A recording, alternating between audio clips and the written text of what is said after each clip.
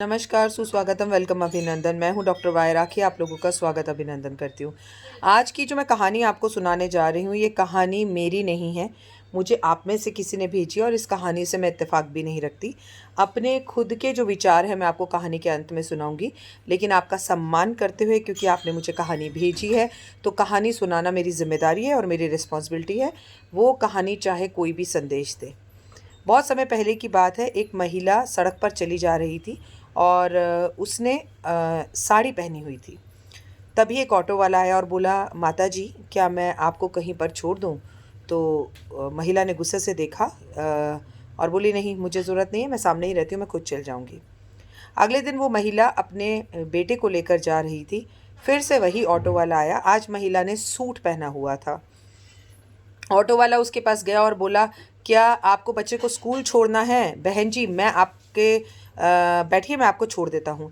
महिला बोली, नहीं इसकी स्कूल बस आ रही है, मैं इसे खुद ही छोड़ दूंगी, इसके लिए बहुत बहुत धन्यवाद। आज वो महिला पैंट और कमीज पहनकर निकली, मतलब जीन्स और टॉप पहनकर निकली, और उसने खुद उस ऑटो वाले को रोका और बोला कि क्या आप मुझे छोड़ सकते हैं, मुझे आगे तक जाना है, मुझे जंगपुरा छोड़ दीजिए। तो वो पुरुष जो है, वो ऑटो वाला जो था, उसने कहा, मैडम आप बैठिए, मैं आपको छोड़ दूंगा।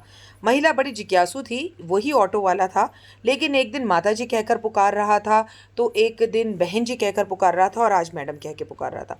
महिला के मन में जिज्ञासा जागी और उसने पूछा, आपसे पूछूं, उस दिन आपने मुझे माता जी कहा, कल आपने मुझे बहन जी कहा, और आज आपने मुझे मैडम कहा, ऐसा क्यों? तो ऑटो वाले ने बोला, पहली बार जब मैंने आपको देखा तो आपने साड़ी पहनी हुई थी, मेरी माँ हमेशा साड़ी पहनती थी, इसलिए मेरे मुंह से आपके लिए माँ, आप में मुझे माँ दिखी, और मेरे मुंह से आपके लिए माता जी निकला। अगले दिन मैंने आपको सूट में देखा, अक्सर मैं अपनी बहन को ही सूट में देखता हूँ, तो मेरे मुंह से आपके लिए बहन जी निकला। और आज आपको मैंने मॉडर्न कपड़ों में देखा, जो कि शहर की मैडमें पहनती हैं, तो मेरे मुंह से आपके लिए मैडम निकला। पहनावे से बहुत ज़्यादा फ़र्क पड़ता है। इस कहानी के अंत में लिखा था, जैसे हमारा पहनावा होता है, सामने वाले के मन में भाव भी वैसे आते हैं। बट मैं इस कहानी से बिल्कुल भी इत्तेफाक नहीं रखती हूँ, क्योंकि मैं आपसे एक बात पूछना चाहती हूँ, अगर आपके पास मेरी सवाल का जवाब है तो आप में से कोई दे। सीता ने भी तो साड़ी पहन रखी थी, तब रावण के मन में सीता को देखकर माता के भाव क्यों नहीं आए? कपड़े महज एक कपड़े हैं।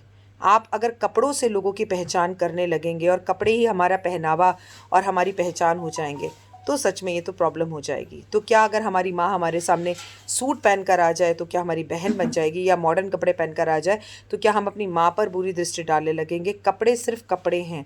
इंसान के व्यक्तित्व को समझिए, और कपड़ों से अगर आप लोगों को आंकते हैं तो कहीं ना कहीं आपके व्यक्तित्व में कमी है, क्योंकि तो औरत, स्त्री माँ का रूप है, हर हाल में माँ का रूप है। चाहे वो मिडली स्कर्ट पहने, और चाहे वो साड़ी पहने, और चाहे वो नाइटी पहने, लेकिन माँ तो हर रूप में माँ ही होती है। तो इंसान की पहचान उनके कपड़ों से नहीं होती, हाँ किसी वर्ग विशेष के लिए कपड़ों से ज़रूर होती है। जैसे हम डॉक्टर के पास जाते हैं, उसके कपड़े देखकर पहचानते हैं, जैसे हम वकील के पास आते हैं, उसके कपड़े देखकर पहचानते हैं।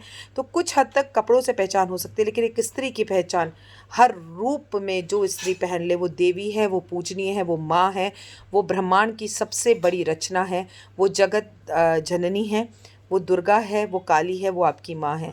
तो औरतों को आप कपड़ों से ना पहचानें, अपने मन के भावों को अच्छा करें। घर में भी वही औरत होती है, बाहर भी वही औरत होती है, लेकिन वही लोग अपने घर की माँ के हाथ का पराठा खाकर आते हैं और बाहर सड़क पर चल रही बच्चियों को, लड़कियों को छेड़ते हैं या आंख मारते हैं। तो कहीं ना कहीं महिलाओं में कमी नहीं, आप में कमी है। इसीलिए बार बार कहती हूँ, ये नारा ही गलत है, बेटी बचाओ बेटी पढ़ाओ। नारा ये होना चाहिए, अपने बेटे को समझाओ, और अगर ना समझे तो ज़ोर से थप्पड़ लगाओ।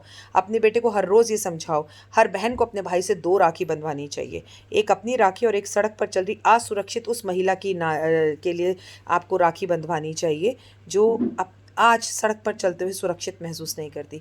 हो सकता है आपके मेरे विचार ना मिले, लेकिन आपके विचार क्या हैं ज़रूर बताइएगा। फ़िलहाल दीजिए इजाज़त, नमस्कार।